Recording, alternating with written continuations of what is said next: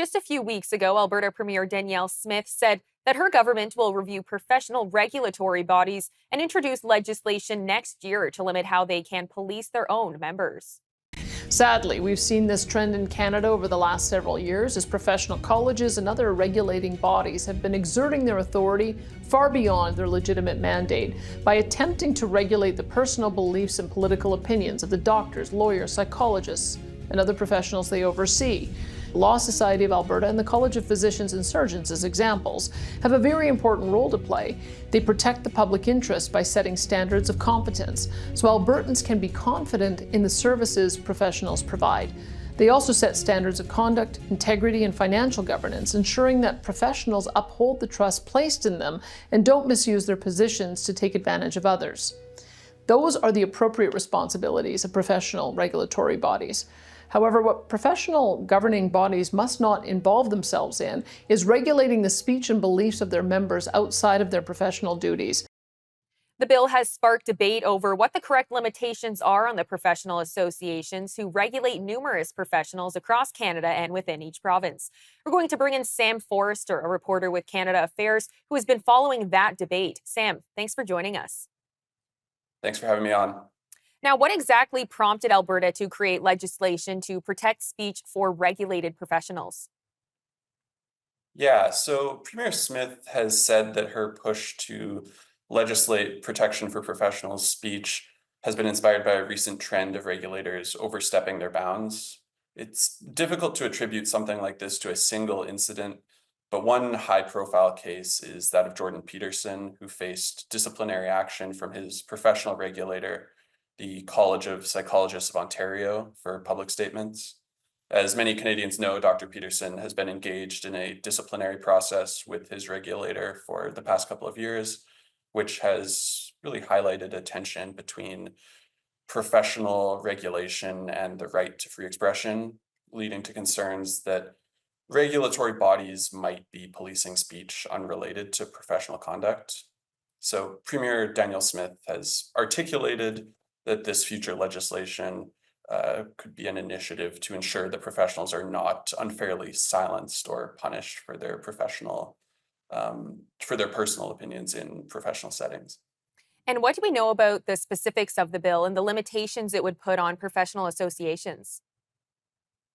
Yeah, so specific legislation has not actually been tabled at this point. The provincial government is currently conducting a review process that will influence the particulars of forthcoming legislation next year. And they've stated that the review will be informed by input from professional regulatory bodies, regulated professionals, and other associations and experts.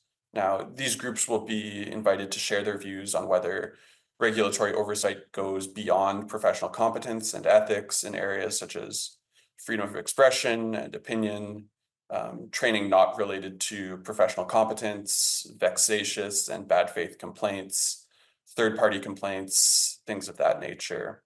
And now, with all of that being said, Premier Smith has made it clear that the overarching goal of this legislation in 2025 will be to really rein in and limit the scope of professional associations to matters of professional competence, practice-related ethics, and public safety. Now, in your reporting, who did you speak to about who was in favor of the bill and who was opposed?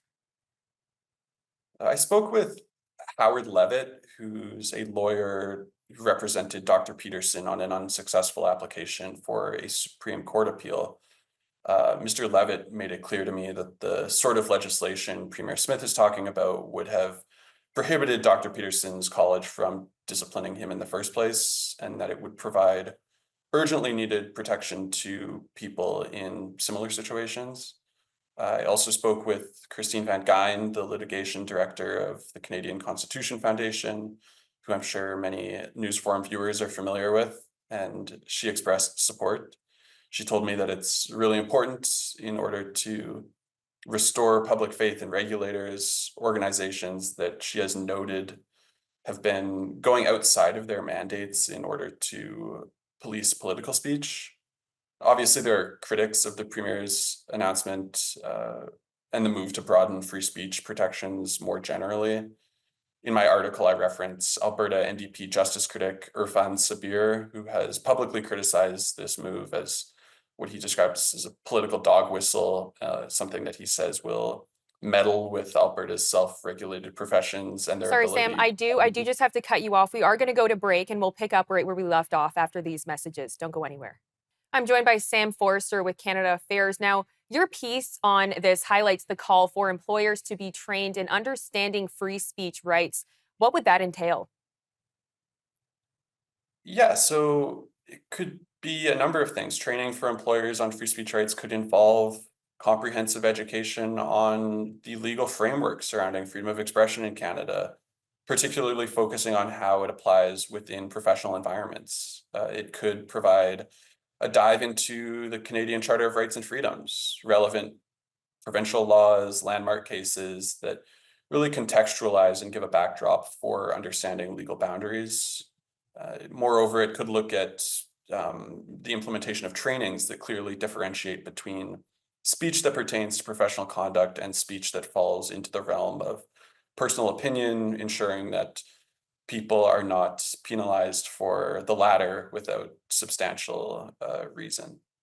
And how would you say you balance a professional's right to speech and an association's right to associate with whoever they want?